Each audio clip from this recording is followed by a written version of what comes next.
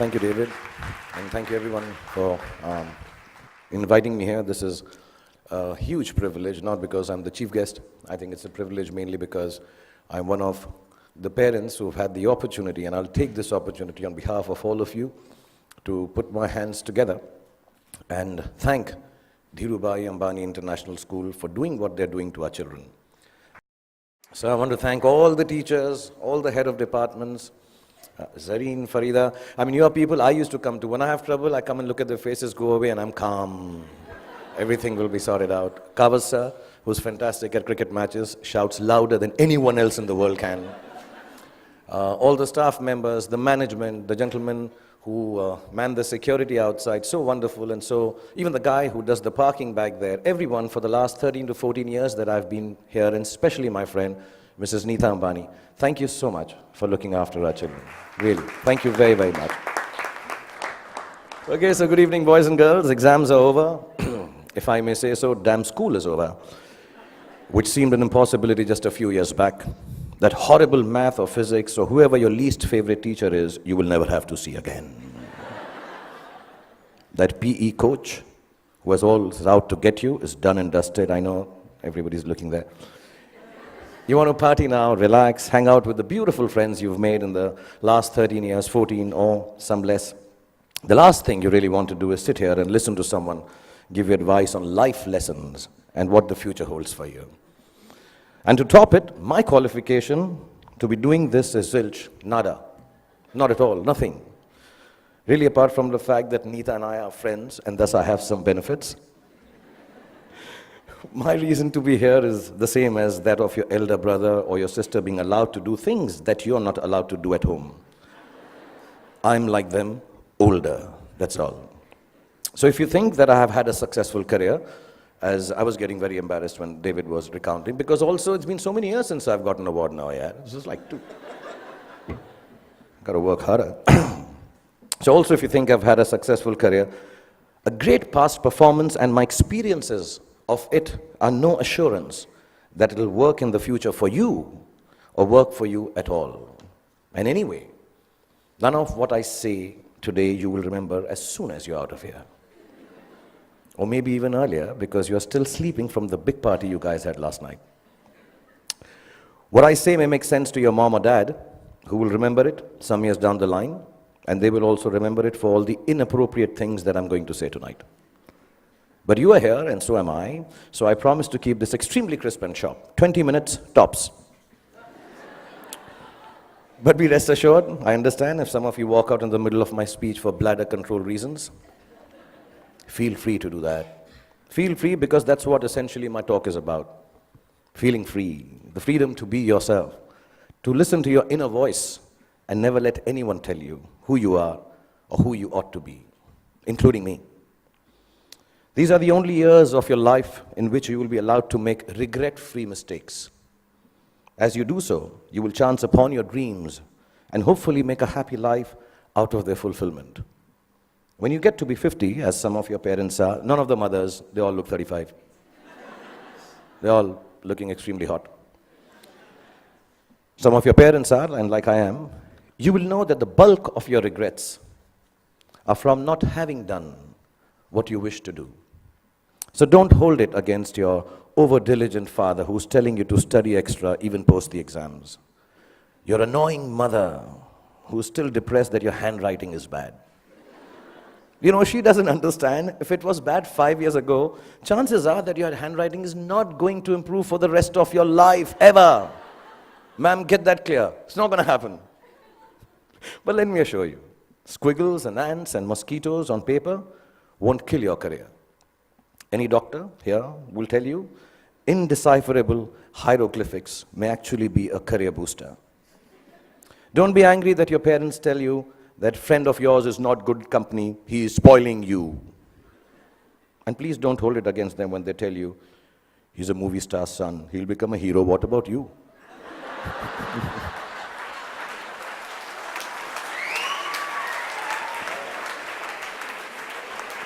I mean, let me assure you, movie stars, sons and daughters also have to work.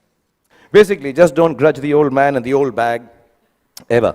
All us parents try to do is to make you happy with your choices by annoying you with hours that are actually your choices anyway. But you just don't know it yet. Your hormone levels are too high for you to understand this confusing logic. All you want to be is yourselves, and you're quite sure you know what that is. And I'm here tonight on your side only to confirm your conviction as you set forth into the big bad world from the loving shelter of Mrs. Neeta Ambani and all these wonderful and beautiful and warm teachers and faculty who have nurtured you to embark on your own journey through life.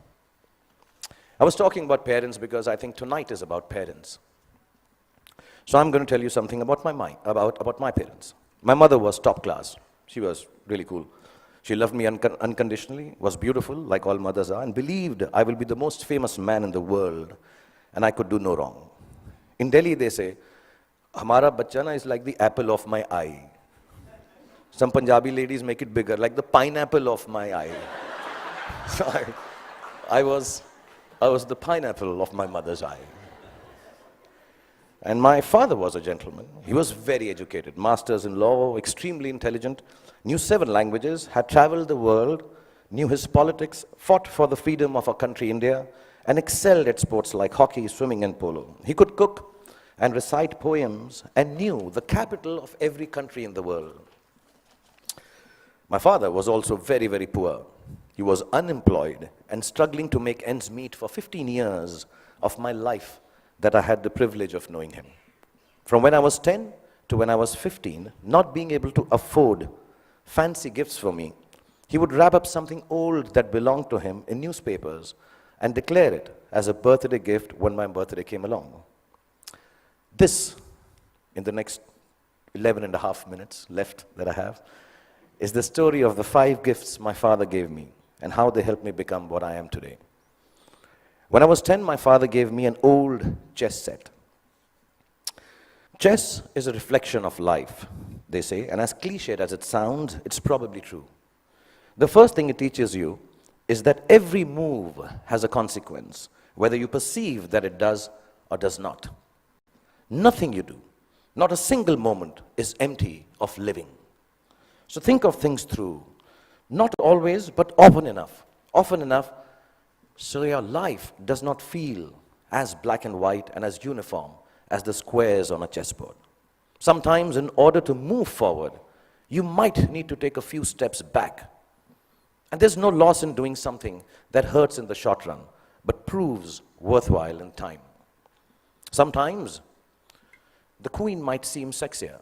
They always do. But if she gets taken by your adversary straight after you save her, then you might be better off saving your castle or the bald bishop instead. So don't always choose that which seems more desirable if something tells you it's going to get you into a whole lot of trouble. What I mean is also about tonight, drive home while your wits are about you instead of staying and getting stoned senseless after the party here. You can't get anywhere in chess if you don't look out for the little ones around you, the small pawns. Life is like that too. If you forget the smallest of your people or become foolish enough to imagine that the little graces you are given are of no value, you end up nowhere. When you look around you, learn to notice all the tiny little things that make your existence privileged and special. Just the fact that you are here, in this very moment, at this fantastic school, in the company of such adoring parents, is the product of immense love, hard work, and sacrifice on the part of many people present here. Taking your blessings for granted is the most ungracious stupidity, both in chess and in life. Then there's what they call, I don't know how to pronounce it, but sounds very cool, the Zugzwang. The Zugzwang, yeah. It's a really cool word. It sounds like a Chinese aphrodisiac. Zugzwang. But it actually is German for, okay, I'll tone this down. Oh, fish, I got to get out of here. Anyway, for those of you who've never played the game, it's when you get so stuck that whichever move you make is a bad move. It'll happen to each and every one of you at some point in your lives for sure. A moment will come when it will look like there isn't anything going right and nothing you can do to prevent disaster. Ask me, I just finished Dilwale, followed it up with Fan. So, when you are in Zumzwang, kids, don't panic. Whenever there is trouble and you know there is no way out of disaster, don't panic. With a little embarrassment, you will survive it. Trust me. All you have to do is make a move. All you have to do is move on a bit. As the Cheshire Cat in Alice in Wonderland said, when Alice came to the fork in the road, if you don't know where you're going, it doesn't matter which road you take. I will add to it. As long as you take one road and don't keep standing in the middle of the fork until a truck runs you over. Often in Zugzwang, your enemy wins that particular move, but mostly you end up winning the game. There were no computers when I was a kid, nor were there iPhones for us to Google pornography on, while our parents were busy checking their selfie likes on Instagram. One of the most precious gifts my father gave me was an Italian typewriter. I learned how to use it from him, how to roll paper into the roller and press the lever, I don't know if you guys have seen a typewriter. Google it, yeah. Yeah, the clicking sound of the letters as I pressed them with my fingers, forming words on blank pages, fascinated me. To use a typewriter well, you needed diligence. One wrong letter, and the whole exercise had to be started all over again. We used something called Typex to erase our mistakes in those days, not to sniff at during math classes. But too much Typex in math classes or in typewriting is unacceptable.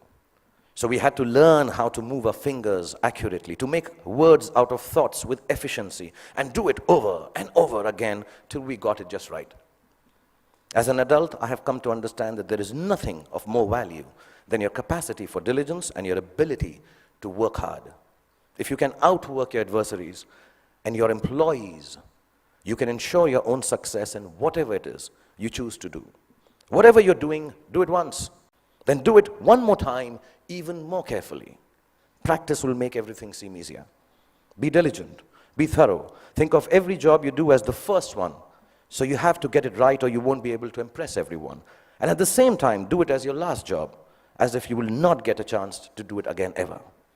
Don't just outwork yourself.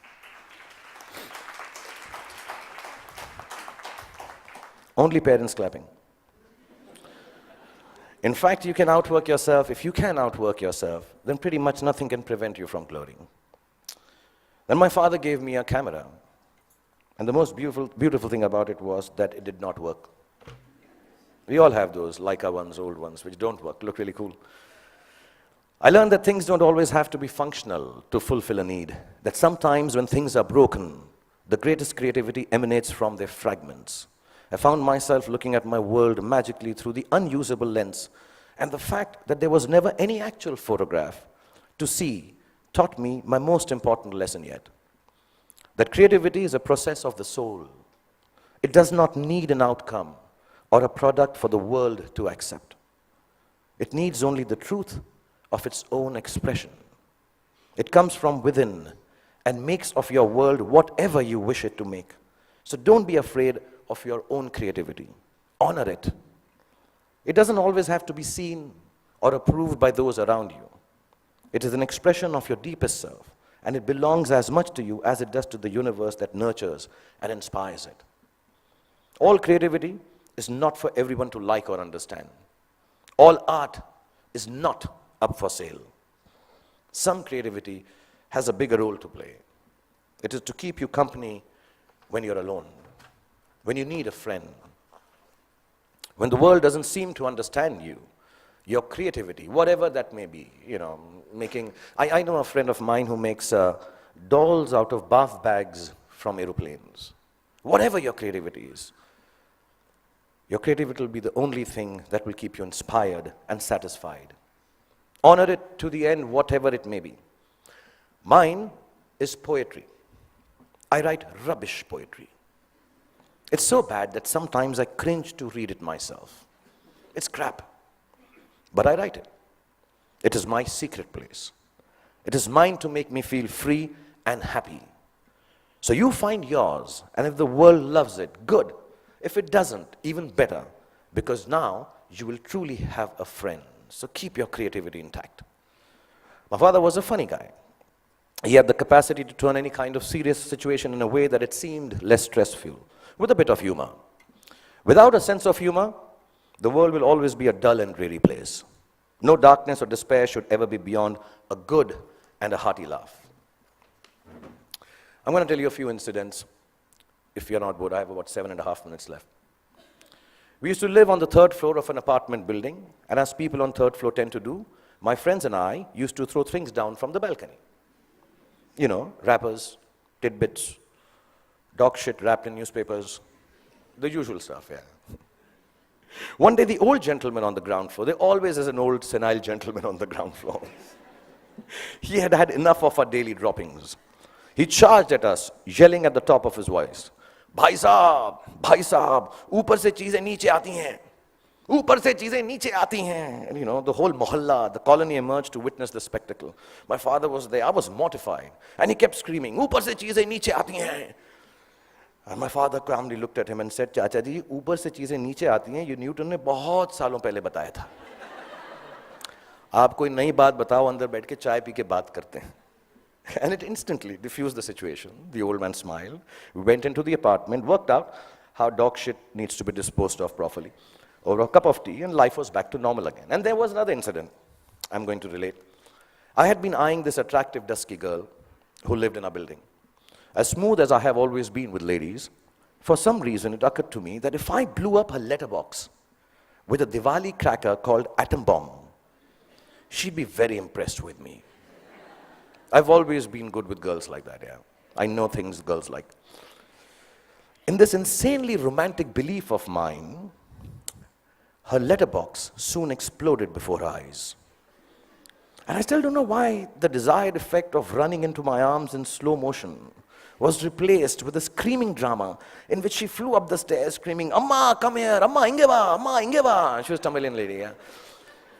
I took my chance, and as all macho men should do, I fled the scene.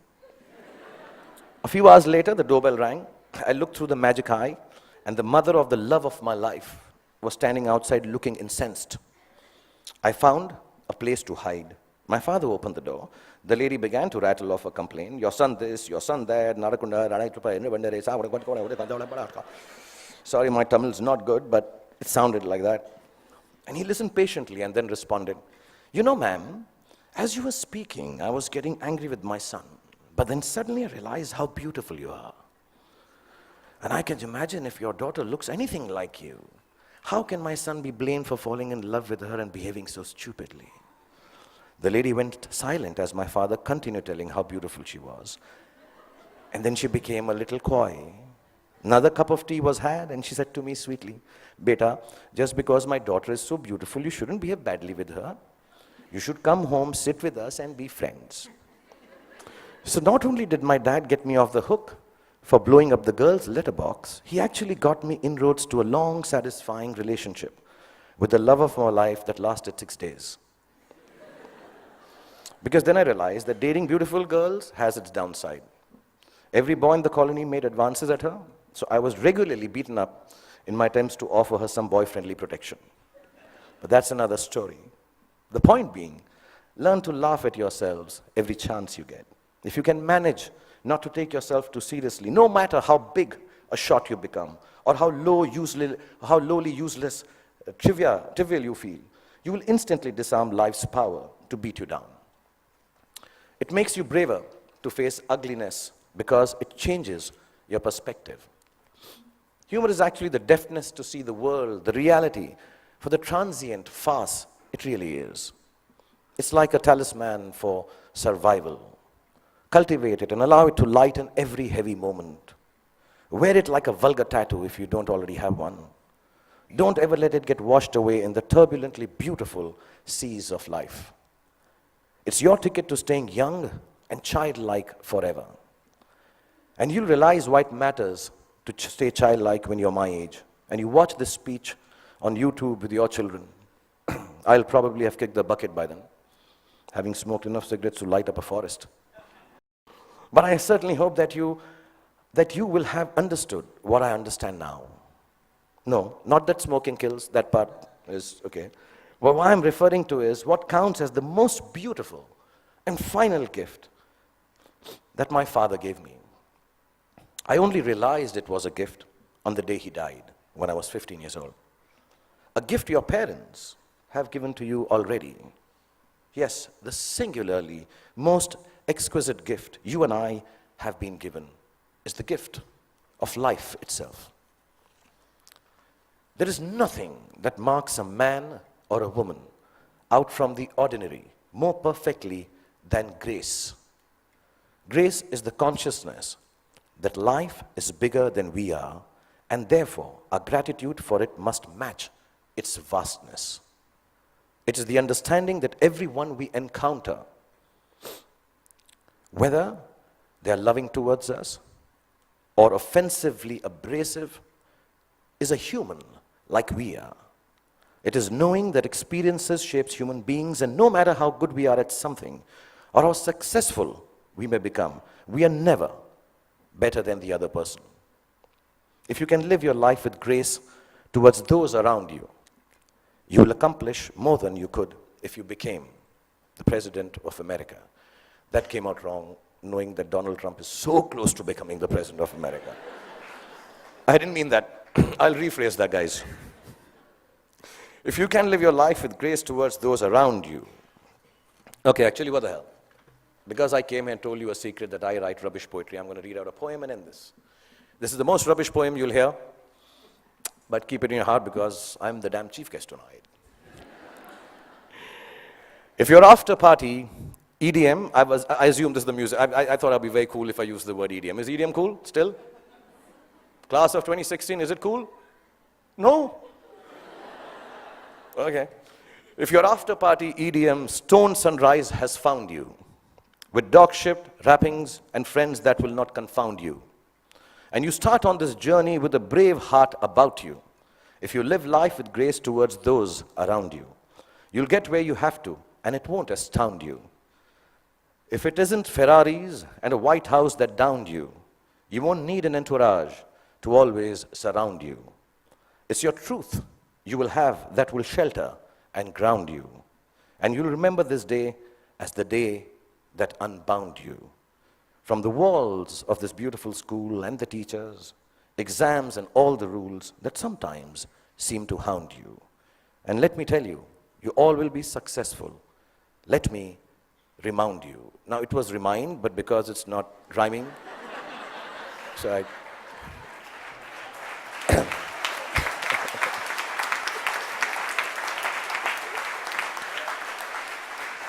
So boys and girls, go forth, be free, have fun, make wrong choices, make mistakes.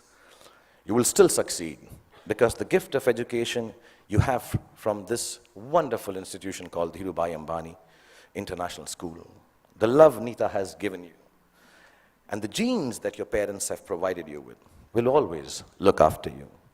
And when you succeed, don't forget to thank your least favorite teacher because he or she actually cared for you the most. Love you all and be happy. Thank you.